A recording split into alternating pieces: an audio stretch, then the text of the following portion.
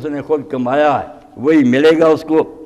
آپ دعا ترجمہ کر لیں، یہ پڑھنی چاہیے، رٹ لیں۔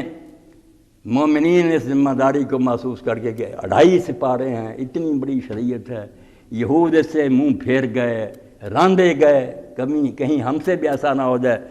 جو دعا کرنی چاہیے دل سے وہ کرتے ہیں، ربنا لا تؤاخذنا ان نسینا او اخطانا۔ ہمارے رب اگر ہم بھول جائیں یا غلط کام کر دیں تو ہمیں پکڑنا نہ، اس کا حساب نہ کریں۔ یہاں سوال پیدا ہوتا ہے کہ یہ تو قرآن بھی کہتا ہے، عقل بھی کہتی ہے، رسول کریم بھی فرمایا کہ نسیان اور خطا معاف ہے۔ جب آدمی بھول جائے، یاد ہی نہ رہے اس پر، تو اس کو سزا دینا غلط بات، یہ تو اس کے بس میں نہیں۔ اللہ نے انسان میں کمزوری رکھی کہ وہ یاد نہیں رکھ سکا۔ خطا نہ جو غلطی سے کہ میں نے گھوڑی چلائی شکار کی طرف، آدمی کو لگ گئی، اس پر بھی اللہ تعالیٰ نہیں گناہ لکھتا۔ ٹھیک ہے، اب لوگوں کا معاوضہ دینے کے لیے دیت ہے کہ خاندان کو کچھ دے دو، یار گناہ نہیں، نہ اس پر قصاص ہو۔ تو یہ کیوں کہا کہ ہم یہ نسیان کا شکار ہو جائے خطا کے؟ یہ بھی جو بہت زیادہ زبان کے ماہر تھے، انہوں نے کہا نسیان ہر وقت بھولنے کے معنی میں نہیں آتا، ترک کے معنی بھی آتا، چھوڑ دینا۔ اس لیے کبھی تو یہ جرم ہوتا کہ جو کام کرنا چاہیے وہ ہم نے چھوڑ دیا، اور کبھی جو نہیں کرنا چاہیے وہ غلط کام کیا۔ غلطی جو ہے نا ہماری بھول چوک والی نہیں، غلط کام۔ اختانہ دونوں کے لیے آتا ہے، خطیہ جو ہوتا ہے وہ صرف جان بوجھ کر غلطی کرنا، اختانہ دونوں کے لیے، جان بوجھ کر کریں یا جیسے ہم کہتے ہیں کہ غلطی ہوگی سرسری۔ یہاں مراد یہ کہ اے اللہ جو کام کرنے چاہیے تھے اگر ہم نے وہ ترک کر دیے، چھوڑ دیے، پھر بھی نہ پکڑ، اور جو غلط کام تھے نہیں کرنے چاہیے تھے کر لیے، دو ہی ہوں گے نا، جو کرنے چاہیے تھے چھوڑ دیے، جو نہیں کرنے چاہیے تھے کر لیے۔ دونوں کے لیے دعا کہ اگر ہم کبھی کوئی نیکیاں چھوڑ جائیں جو لازم تھی کرنی، یا جو نہیں کرنی چاہیے تھے وہ غلط کام کیے، نہ پکڑنا۔ اب اللہ فرماتا ربنا ولا تحمل علینا اصرا کما حملتہ علی الذین من قبلنا، ہم پر وہ بوجھ نہ لادنا، ایسے مشکل احکام جو ہم سے پہلوں پر تو نے لادے تھے۔ اب یہود اور نصارہ نے کیا کیا؟ قرآن پاک میں سورہ الاعراف میں اللہ بتاتا ہے اسر الاغلال، اتنی بیڑیاں، اتنے بوجھ اپنے پر لاد لیے ان کے فقیوں نے، مسئلے نکال کر آگے موشگافیاں۔ سادہ سی بات تھی، نہیں یوں ہو، جیسے گائے کے آپ دیکھتے ہیں کہ حکم تو گائے دوا کر دو، سادہ سی بات نہیں، کس رنگ کی ہو، کس عمر کی ہو، ان لگ ہو یا جوتی گئی ہو، مشکل۔ ایسے ہماری آپ فقہ پڑھیں گے نا، کام اچھا بھی بڑا ہوا، مگر خود حنفی فقہ مانتے کہ ایسے بھی مفروضے ہیں جو شاید قیامت تک وہ صورتحال پیدا ہی نہ ہو، کہ اگر ایسا ہو جائے خام خواہ کی مصیبت۔ تو یہ کہا کہ جیسے بوجھ تو نے ہم سے پہلوں پر لادے تھے نا، ان کی شرارتوں کی وجہ سے کہ سخت حکم اترتے گئے، ہم پر نہ لادنا۔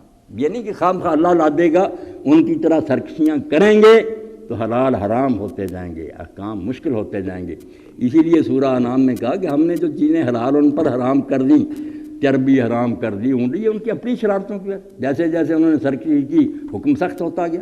تو یہ بھی بیچارے کامتے ہیں ربنا ولا تحمل علینا اصرا کما حملتہ علی الذین من قبلنا، جیسے ہم سے پہلے لوگوں کی شرارتوں کی وجہ سے ان پر بھاری بوجھ ڈالے گئے، ہم پر نہ ڈالنا، یعنی ہم سے ایسی حرکتیں نہ ہونا دینا جس سے ہم ان سخت حکموں کے قابل ہو جائیں۔ اب دوسرا ٹکڑا آ گیا، یہ سمجھتے جائیں لفظ ایک جیسے ہیں، آدمی حیران ہوتا ہے، یہ وہی بات ربنا ولا تحملنا ما لا طاقت لنا بہ، وہ شریعت کی بات ہے کہ شریعت میں کوئی بوجھ ایسا نہ اتار دینا جس کا اٹھانا پھر مشکل ہو جائے، گردنیں ٹوٹ جائیں۔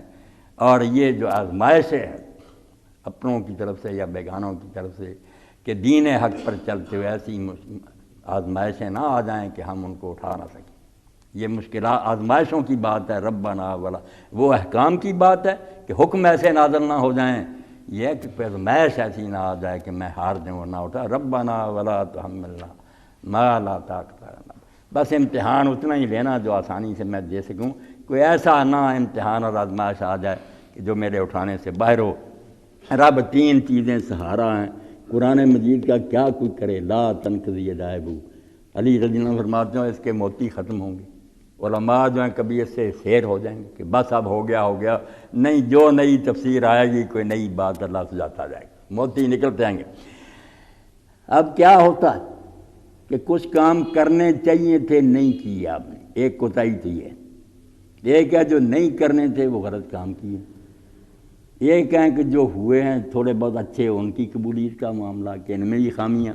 تینوں کا سوال ہے واعف عنا، جو کرنے چاہیے تھے ہم نے اگر نہیں کر سکے تو درگزر سے کام لینا، ہاں جو کرنے نہیں چاہیے تھے مگر نفس کی شرارت سے ہم نے کر لیے واغفر لنا، وہ بخش دینا، اور جو کچھ اچھائی ہو گئی ہے تیری مہربانی اور فضل سے ورحمنا، اپنے رحم اور فضل سے اس کو قبول کر لینا۔ یہی بات اللہ کے رسول نے کہی کہ اللہ کی رحمت کے بغیر تو میں بھی جنت میں نہیں جاؤں گا۔ لوگ حیران ہوئے اتنی نیکیاں، فرمایا نا اللہ اپنی رحمت سے ڈھانپے گا تبھی بات بنے گی۔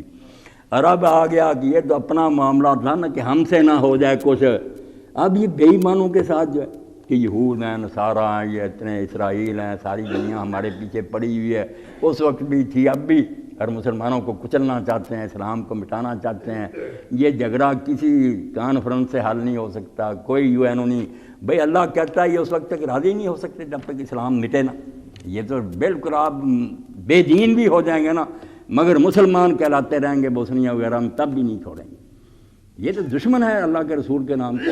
ان کے بارے میں پھر کہا کہ اللہ انت مولانا، تو ہی ہمارا مددگار ہے، تو ہی فریاد سننے والا ہے، فانصرنا علی القوم الکافرین۔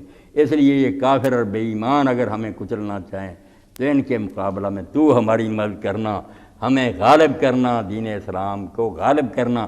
اب یہ دعا ہی آخر میں بتا رہی ہے کہ اسلام مغلوب رہنے کے لیے نہیں آیا۔ جو دینی جماعتیں اس نقطہ سے غافل کہ صرف لوگ دین اپنا ٹھیک کر لیں اور دین یہی کہ نماز روزہ ٹھیک کر لیں، غربہ بے شک کفر کر رہا ہے تو یہ ایسے ہی ہے کہ پھر وہ چاہتے ہیں کہ یہ پودا ایسی سرزمین میں لگا رہا ہے جس کی آب و ہوا اور مٹی اس کے موافق نہیں، مردہ جائے گا۔ کب تک آپ نماز روزے پڑھائیں گے جب ارد گرد بدماشی پھیلی ہوئی ہے ہر جگہ؟ آخر دیندار اور ان کی اولادیں بھی تنگ آ کر سود کھائیں گی، انشورنس میں پھنسیں گی، رشوتیں دے گی، مجبور کر دے گا معاشرہ۔ حل یہ ہے کہ وہ زمین تیار کرو یہاں اسلام کا پودا خوب پھلے پھولے، موافق ہوا، موافق زمین وہ وہیں ہوگی جہاں اس کا اپنا غلبہ ہوگا، ہر طرف اسلام ہوگا، پھر بے دین بھی رہیں گے۔ آپ دیکھ لیں اسلامی حکومت میں جو طبیب گزرے ہیں، شاعر گزرے ہیں، فلسفی گزرے، ہندو تھے، سکھ تھے، ان کی کتابیں بھی پڑھیں، اللہ کی حمد رسول کی نعت سے شروع ہوتی ہے کتاب، بعد میں لکھتے ہیں راج معاوضے کی، پہلے حضور کی تعریف کرتے ہیں، اللہ کی ثنا کرتے ہیں۔ غلبہ جس کا ہوتا اس کا اثر اپنے آپ ہوتا۔ اب یورپ چونکہ غالب ہے، ہم کھانا بھی ان کی طرح کھاتے ہیں، پینٹ کوٹ بھی، حالانکہ کوئی فائدہ نہیں ٹنگ پینٹ کا، مگر چونکہ صاف لوگوں کا لباس۔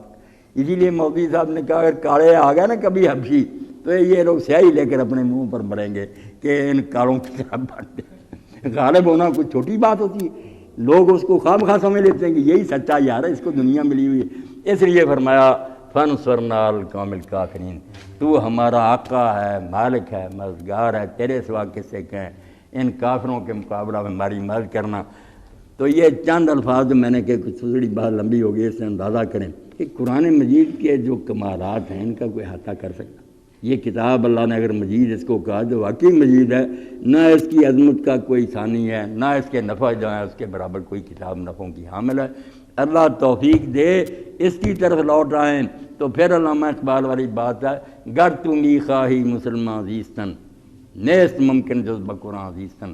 اگر مسلمان جینا چاہتا ہے تو قرآن کے بغیر اسلام نہیں ہو سکتا۔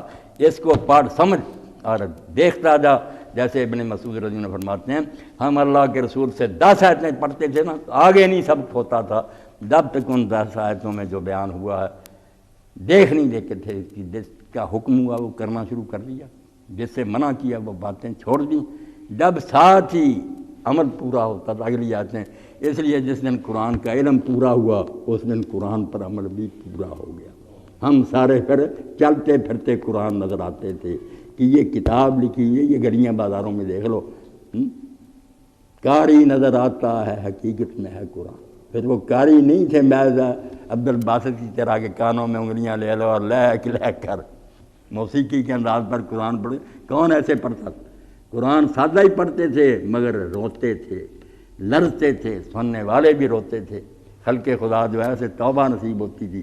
تو اللہ ہمیں بھی توفیق دے کہ ہم دوبارہ اس کتاب کی طرف لوٹیں، اس کے بغیر نہ دنیا سنورے گی نہ آخرت میں کچھ ملے گا۔ وآخر دعوانا الحمدللہ رب العالمین وصلی اللہ تعالی علی عبد اللہ ورسولہ خاتم النبیین محمد علیہ